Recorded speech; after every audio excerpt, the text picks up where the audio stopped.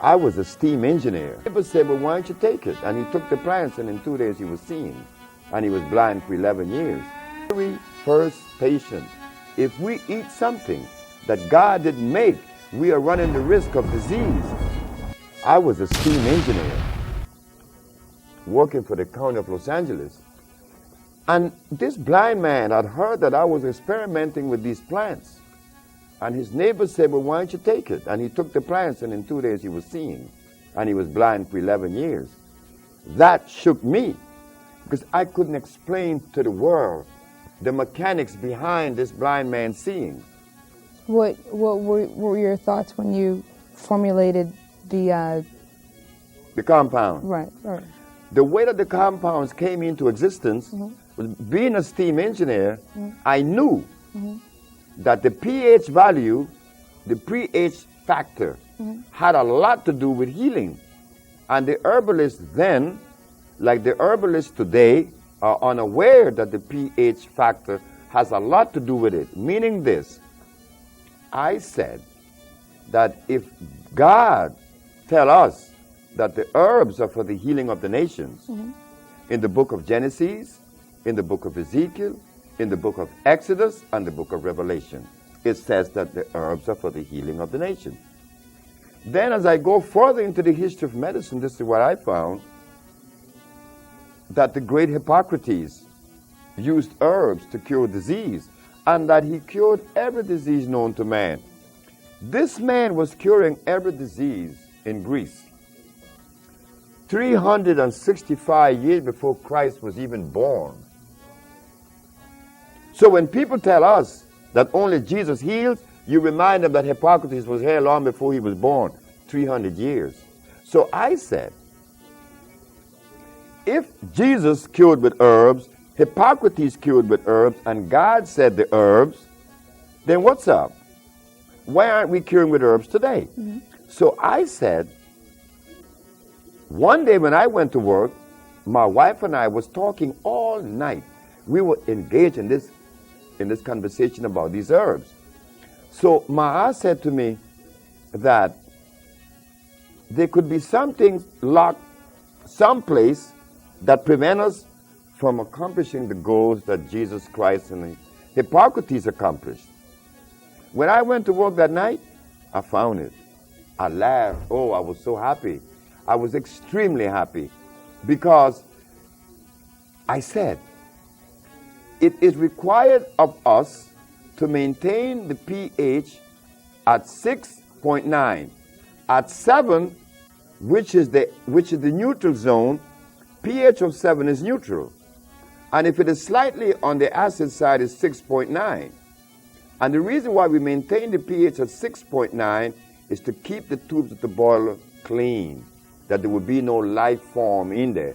But if the pH is 7.1, oh, now you're going to experience life.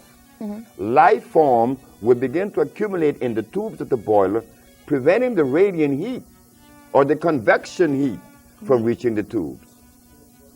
I said that if life was so powerful that it could exist in a temperature of 450 degrees, then the herbs that heal would have to be alkali on 7+ instead of acid 6.9.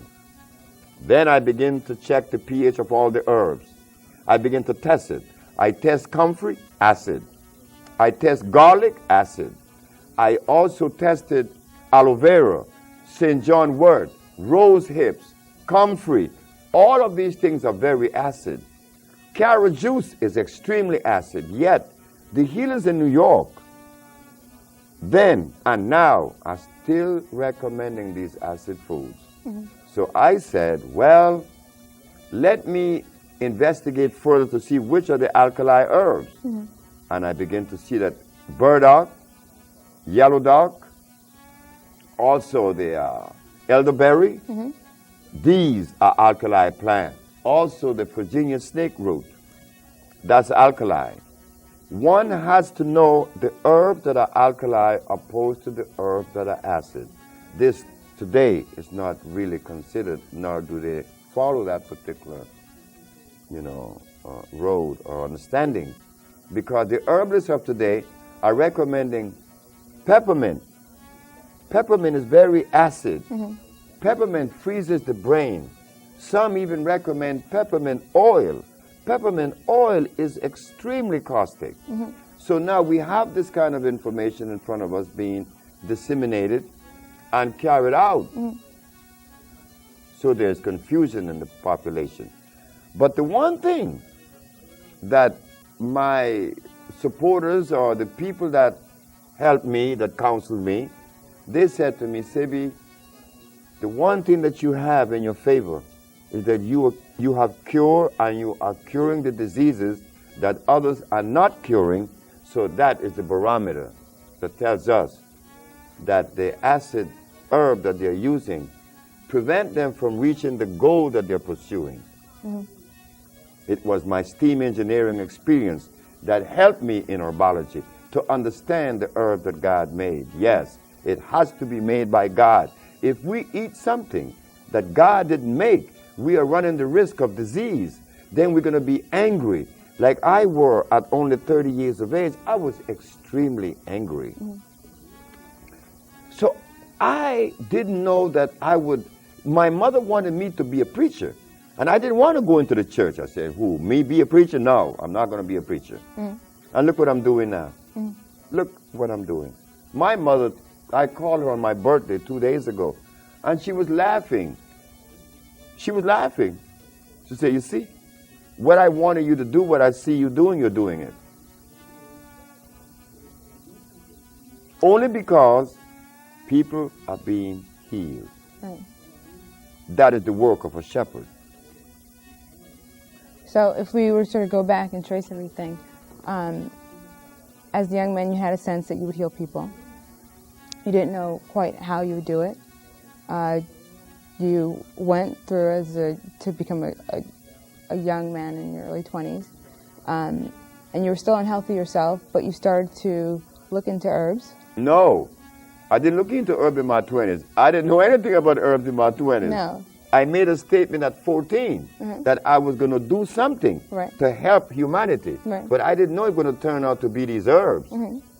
So when I was sick, I was 30, and I got the help from the Mexican that helped me, and then I proceeded to pursue it, and I was working as a steam engineer at the time that every day I would go to work, and God would talk to me and said, how could you be healed of all those dreadful diseases, and you're going to hold that from humanity? And I would go to work and I would see these turbines and these condensers and these boilers, and I would get so angry. And that was when I stepped up my research.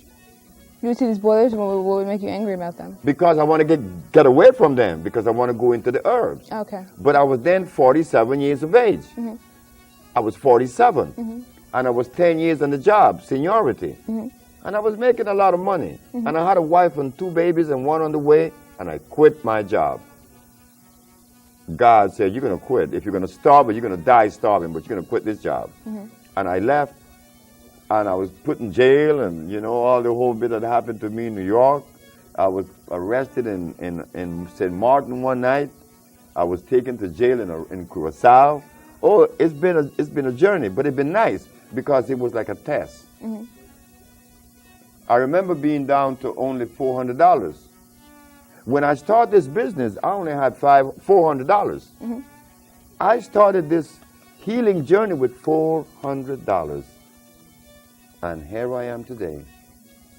A little girl in New York named Haja that was brought to us with a hole in her heart. She's now 16. A little girl was brought to me in Atlanta that was blind from age 8 to age 11 with a tumor on her frontal lobe. She no longer has the tumor on her frontal lobe. Her name is Mecca. And there's a little girl in Minnesota. Her name is Akila Stroud. She no longer has sickle cell anemia. And a month ago, I gave a lecture in New York, and a young lady came forth and said, well, I don't have lupus anymore. So these kinds of things tells us that we, the black race, has the answer to the world's health. We have the answer to their disease state. But we are afraid to take that responsibility because we live in fear. We fear. We're scared of white man. We're scared of God. We say that we fear God. I don't know why people fear God. Now, is it possible for one group to have the cures for the world? Because your part of your philosophy is, or I don't want to say your philosophy, part of your outlook or your beliefs is that people are at their healthiest when they're eating foods that come from the region of their ethnic origin. That's not happening. Right, but that's what you believe. No, I don't believe that either. What I believe is to eat food that came out of the product of life itself. I don't care whether you're Chinese, Eskimo, Arab, or what. If you eat something natural, you're going to be healed. But do you believe that that people, for instance, that black people should not eat foods that are not Oh, indigenous no, to Africa? that's a horse of a different color. Black people should not eat Chinese food because Chinese food or even Caucasian food. There is a book out by a man known as Pablo Arriola, and he is known to be one of the most distinguished nutritionists in the world. And he said that if your ancestors are from Africa, your body is not programmed to digest milk. But if you are European, yes. So right there, they're telling us that there's a difference in the genetical makeup of these two individuals. So if people have a different genetic makeup that makes them react differently to different herbs, products, foods, would it be possible for one group to have sort of the cure for the entire world, or would they be moving towards a cure for people within the same ethnic group? Well, it should be like that, I suppose, but our experience shows us that it crosses all lines. That it crosses all boundaries. Because people come to us. There was once upon a time when there were more white people coming to us. Chinese come to us. Japanese, I just said that Matun just killed a woman in Japan of lung cancer, and she never seen the woman. They called from Japan and told Matun, like Annette, have cured many, Matun have cured many, so it's Tatanisha. And they have never seen these people. She sent the compound to Japan, and she was cured. We sent compound to Europe, and they were cured. I have a letter from a psychiatric group in France who want me to go and lecture to them. Why? Because someone with schizophrenia was cured that they know about. So these compounds cured everyone, whether you're black, white, Chinese, or Eskimo, providing they are natural. But the substance that you're going to eat as a staple, yes, I agree with you. You are 100% right. It has to be something that is genetically consistent with you. Okay. No, I wasn't saying that, and I'm not saying that either, because I don't know it. It's something I'm asking you about. But you did. It was good. I've heard that you've said that. So yes, but it was correct. Okay. It's apropos. Okay. And I'd like to hear a little bit about that in terms of people and the relationship between the staple diet and where your ancestors are from. We're going to give you an example, a good example.